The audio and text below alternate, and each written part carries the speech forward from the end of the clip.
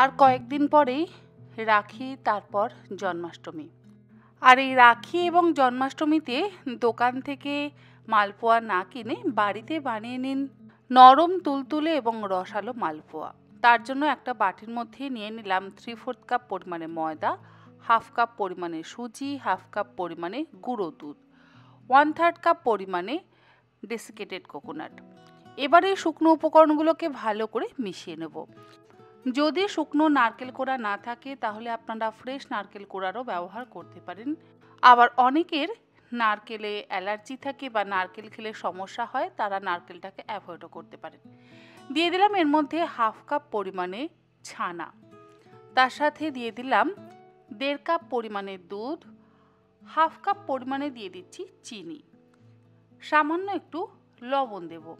যে কোনো মিষ্টি বানাতে গেলে তার মধ্যে অল্প একটু নুন কিন্তু ব্যবহার করতেই হবে। 4টে ছোটো এলাচের গুঁড়ো দিয়ে দিলাম, আর দিয়ে দিলাম 1 টেবিল চামচ পরিমাণে মৌরি। এবারে সমস্ত কিছু একসাথে ভালো করে প্রথমে মিশিয়ে নিচ্ছি। সুজির তো ব্যবহার করেছি, আর সেই জন্য আমাদেরকে এই ব্যাটারটাকে 15 থেকে 20 মিনিট রেস্টে রাখতে হবে দুধ দিয়ে গুলে নেওয়ার পরে। দেখুন ব্যাটারটা বেশ ঘন আছে, তবে 20 মিনিট রেস্টে রাখলে আরেকটু ঘন হয়ে যাবে। তখন আমরা এর মধ্যে আরও 1/2 কাপ পরিমাণে জল অ্যাড করব। জলের বদলে আপনারা চাইলে দুধেরও ব্যবহার করতে পারেন। আমরা তো অলরেডি 1.5 কাপ পরিমাণে দুধ ব্যবহার করেছি। যদি আপনারা চান পুরো 2 কাপ দুধেরই ব্যবহার করতে পারেন। আমি 1/2 কাপ জল দিয়েছি।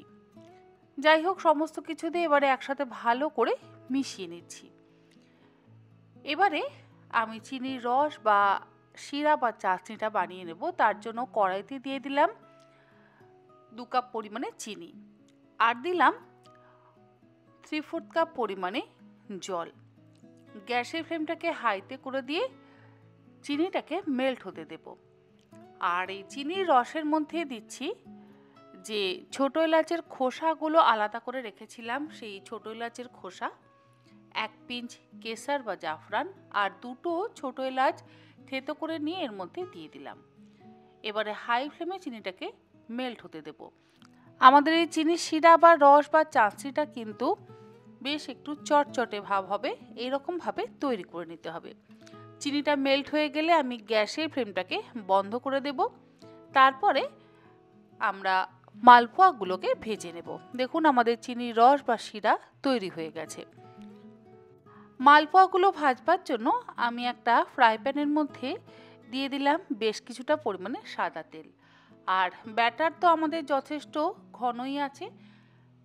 ব্যাটারটাকে আবারও একবার ভালো করে মিশিয়ে নিচ্ছি। এবারে 1 হাতা ব্যাটার গরম তেলের মধ্যে দিয়ে দিচ্ছি।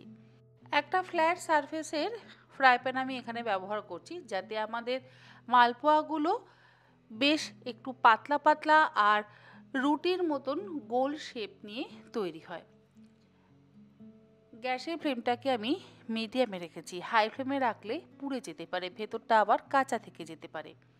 অল্প অল্প করে গরম তেল আমি মালপোয়ার ওপরে দিচ্ছি।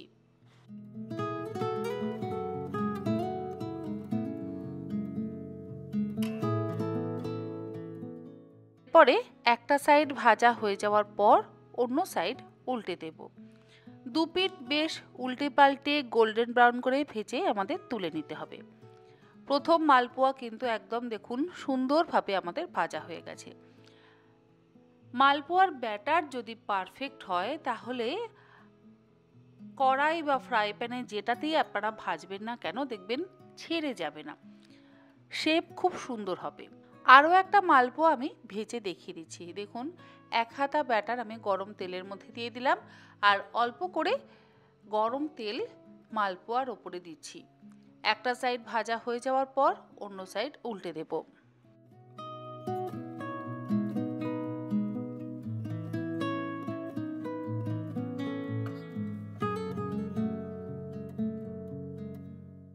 আর একে একে এইভাবে মালপোয়াগুলো ভাজা হয়ে যাওয়ার পর গরম চিনির রস বা শিরার মধ্যে দিয়ে দিচ্ছি।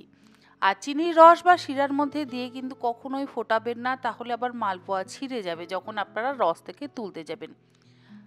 চিনির রসের মধ্যে দিয়েই সাথে সাথে কিন্তু আপনাদের তুলে একটা আলাদা পাত্রের মধ্যে রেখে দিতে হবে।